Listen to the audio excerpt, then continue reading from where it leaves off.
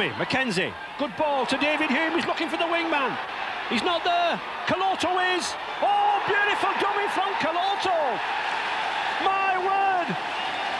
Magnificent try from this lad from Tonga. Well, hasn't he learned the tricks of the trade? Emosi, welcome back to Widnes. Been a long time. It's been a while. How long has it been? It's nearly 20 years. Yeah. Been away back to New Zealand. Finally managed to persuade my wife, Susan, to move back to New Zealand. I did. Told her a little bit of fib. I said, we'll just go over there for a year. And if she doesn't like it, we'll come back. And after the first year, the second year, the third year, she really misses Widnes. But eventually, I think she knew after 3 years that I wasn't going to be coming back, so she gave up on me. So, yeah, it's been a while. Yeah. And it's... Well, through your wife, Sue, and family connections, you will always have a connection with Widnes, not just being a Widnes player. Yeah. I think I feel like I'm from Widnes. I got on really well with everyone here in Widnes. The first club that I moved to from New Zealand, and I got to know the fans, and obviously with Susan and her family, I feel part of Widnes. Probably the first, well, not many Kiwis was around at that time. Kurt was here and Joe, but I was one of the first who came, and I really feel part. 13 years of my life was in Widnes. Wow. So we'll recall some of those years very shortly, but let's start then at the beginning. New Zealand, that's where you hail from. What about a younger Emosi Koloto? Were you a sports person? Was rugby on your radar from a young age? How did it work for you? Yeah, it's interesting how my journey started from Tonga. I was born in Tonga. My parents working, my father was a church minister. Didn't even dream that I would be in England, let alone being in New Zealand. I left Tonga when I was 13 to go to high school in Palmerston North in New Zealand. Got to like playing rugby, and I sort of focusing more on my sports instead of study. And I was I actually growing up listening to and watching the All Blacks, and I always wanted to be an All Black, playing rugby union. And after high school, I got selected for a few teams, rep teams, provincial side, Manawatu. I got picked for New Zealand universities and New Zealand Sevens, and I had potential to make it to the All Blacks. And I remember playing for Manawatu for 3 years, and I got a bit frustrated with my opportunity to play for the All Blacks because there was other players in Auckland, the bigger city, hit the upper hand on me. So I decided to move to Wellington and played for Wellington. And I think Wellington versus Wales in 1988 was the game that Dougie saw me playing, and he contacted me through Ray Owen, and basically asking me if I'm interested in playing rugby league. I had no idea. I never played the game before. My goal was to be an All Black, but I was at the stage. I was 22. Had a few years experience from Wellington, Manawatu, and I thought that I should be able to make the All Blacks. But Dougie Lawton, being Dougie, a very friendly and persuasive person, Dougie, when you get to know him. But he came over to New Zealand with Ray Owen and made an offer, and I trusted him. And the idea of playing rugby league for Widnes, it was very appealing at the time. So I decided to forget about my goal as being an All Blacks, but to pursue a career in rugby league. Not played a game of rugby league in my life before. At that point then, when Dougie and Ray Owen, as you said, contacted you, did you know about Widnes Rugby League Club, even though, you know, you were a rugby union man, or not? Didn't know anything about rugby league. The only... They contact me and send me a video of Widnes playing in 1987-88 season. They just won the championship. They won the John Players Cup. Trophy, Yeah, and I was really impressed with the way, with those two games. You knew you were coming to a very good team if you did decide to come. Yeah. And was that one of the attractions? Oh, absolutely. And you mentioned Dougie. If I could just at this point, everybody knows he can be persuasive.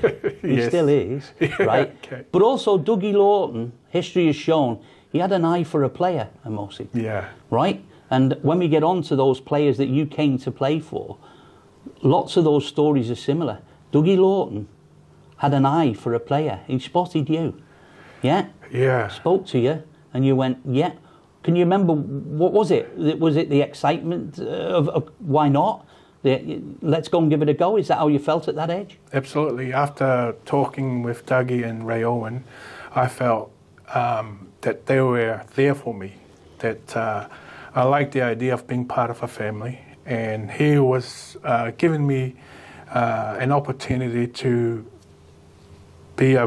make my career in rugby better, to play for England, play professional rugby, and play for a team where it's very successful in England. So, no, he was very good at persuading me to come over here. Yeah. Halfway around the world then, at what age? 22 did you say? 22, 23, yeah. You walked into the town of Widnes. Yeah. What did you think? Oh, gosh. I came over when it was around September, October. The weather was very, like today, a bit cloudy, and everything was different. I came over with my cousin Freddie. I think he's a legend here as well. Everybody got to know him. And we stayed at the Hillcrest Hotel for about 6 months while we trying to get settled in Widnes, and it was exciting. My focus was just to learn the game, to play well, and to be part of a successful team. And just got to know the players. Kurt was here. I found out. When I told my parents, my mum, that I was coming over to Widnes, she told me that Kurt Sorensen is my third cousin. His grandmother were sisters with my great-grandmother. So that was really good to come over and met Kurt and got to talk to him and know him and got to know other Kiwis. And it was really good to, there was other Kiwis here as well. For playing for Widnes. Yeah. So, yeah, it was exciting for me, and I was just focusing on playing good rugby and trying to settle in. Yeah, it was exciting. So when you'd made the decision and you'd arrived, first step, I've got to learn how to play rugby league. How did that happen? Yeah. And under whose wing? Let me tell you, as a group, were the players welcoming to you as well? Because they were a team of all-stars that you were coming to step into. Yeah. They didn't know you, but, you know, were they all embracing? Did everybody help you to learn the game as quickly as it appears to all of us that you did? Yeah, I felt like everybody didn't... They make me feel welcome and feel part of the team. The whole team let me be myself, and I was doing things my own way. They understood that I never played league before, and I was just getting to learn the game. And I think just basically leaving me to grow as in my own pace, it was good. It suits me, because I really don't like being pressured to do things if I don't want to. But they just let me to develop my own pace, and just playing for a good team, I think, really helped. We were winning most games, and Could you remember how quickly it was that Dougie said, right, you're going to be playing here in the first team? Was it months? or even weeks? Yeah, well, I actually told Dougie that I wasn't really confident enough to start playing in the first team. So he was good with that. Yep. He actually told me, well, you just do whatever you feel, and we'll just go with it. And I think I played for the A team for a couple of games before he put me on the first team. So that was really good for my development. Progression. Yeah. Can you remember when you did actually make your debut for Widnes? Gosh, I can't remember. It's been a long time ago, 88. But I do remember there was a big crowd turned up for the A team when I first had my first game. Yeah. What about the first team? Your first team debut? Again, I can't they go into the mist, don't they, as well. But as far as the fans are concerned, you quickly found your feet in the game, quickly built a reputation in the game, here. I'm telling you that. It's true, because we'll get on to where it went to eventually. So how much did you enjoy? Did you quickly decide, I've made the right decision here? Did it take too long for you to decide whether you'd made the right decision to come? Yeah, it straight away I felt like I was part of the family here. Yeah. Of part of the team, and everybody were welcoming and look after me. No, straight away that was awesome. But in terms of learning the game, because I never played league before, I thought, watching the game on TV, the Australian competition, I thought it's an easy game.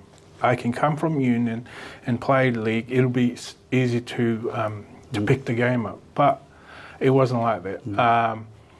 The two games totally different, especially with a forward player position. I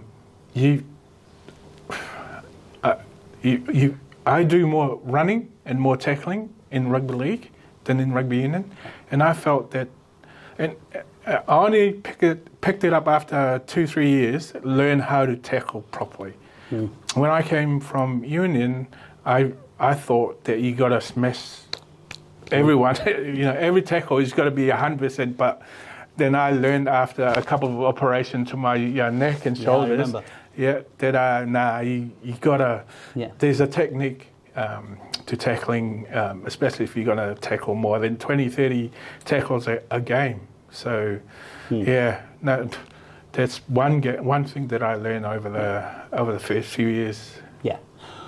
The games you did play for Widnes, because you were playing with a team, as we quite rightly said at the time, we're a top team here. Yeah. All the games were top games, big crowds. Did you enjoy the crowds in Britain in the rugby league circuit here? Yeah, they're so passionate about the rugby league, and they watch the football fans being passionate about their teams, and it's the same as rugby league, and that's one thing that I enjoyed playing for Widnes, was having the supporters being so active and be there for the team, and I really enjoyed. Of all the games then that you played either here or on away grounds, is there any particular game that sticks in your mind? Is there one, or are there too many to really pick one? Yeah, I think I remember Paul Hansbury, our kid. He told me that I didn't even think about it, but he said, "There's something about Castleford team that I seems to play my best game against Castleford." Koloto again. Oh, beautiful pass from Koloto.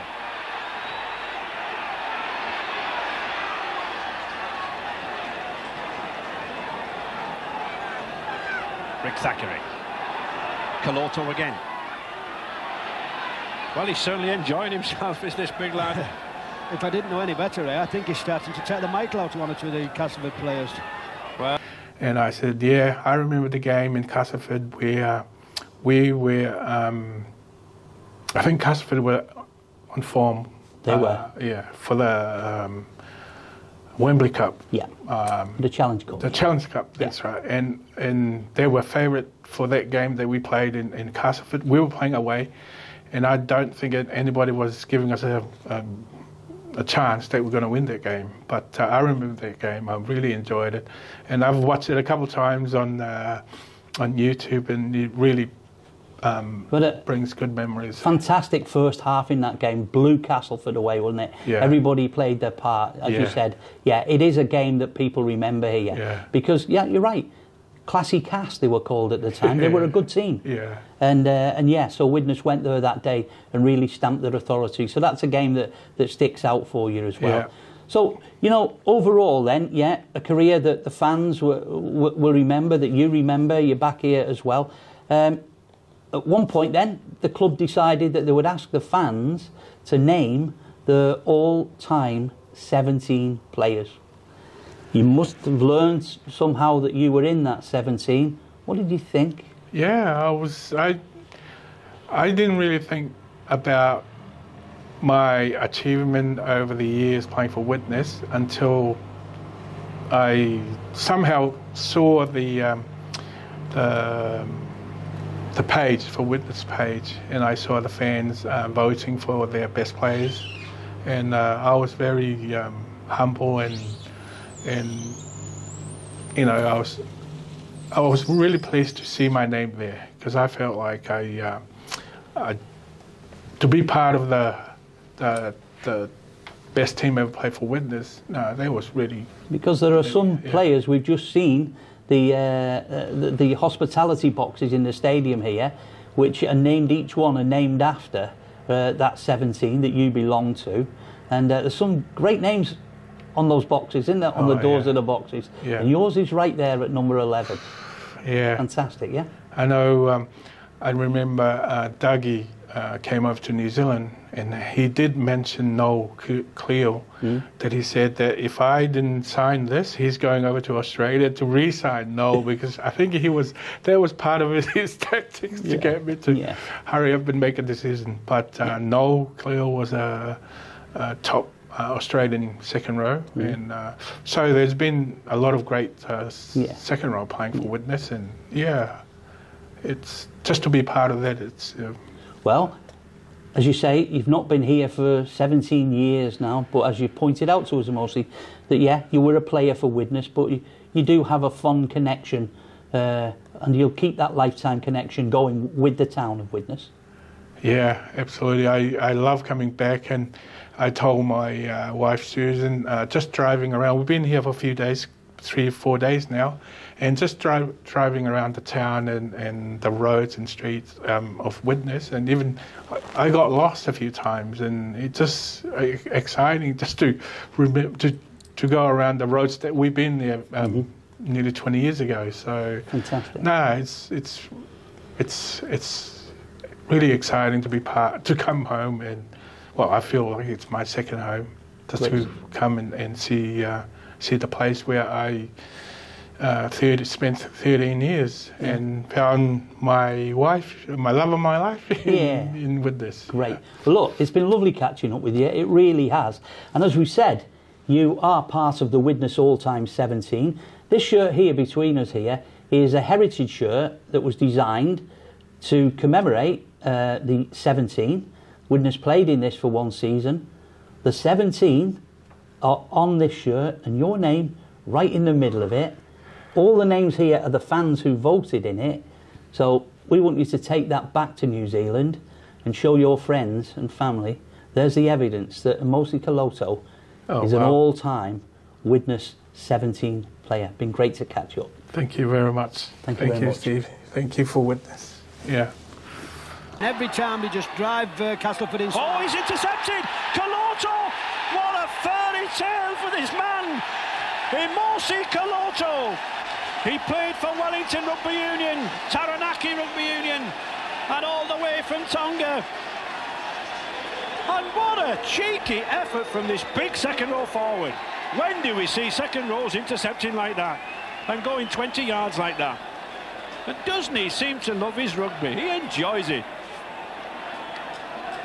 And Jonathan Davis looks happy enough. Whether he'll get on the field or not, I don't think he's too bothered at the moment. Yes, and Did I say that this fellow's my man of the match? I think they'll make him the Lord Mayor of Widnes after this. Just watch this. Thank you very much. Watch him do a little bit of the Harlem Globetrotters. He shouldn't do this, but he knows he's safe.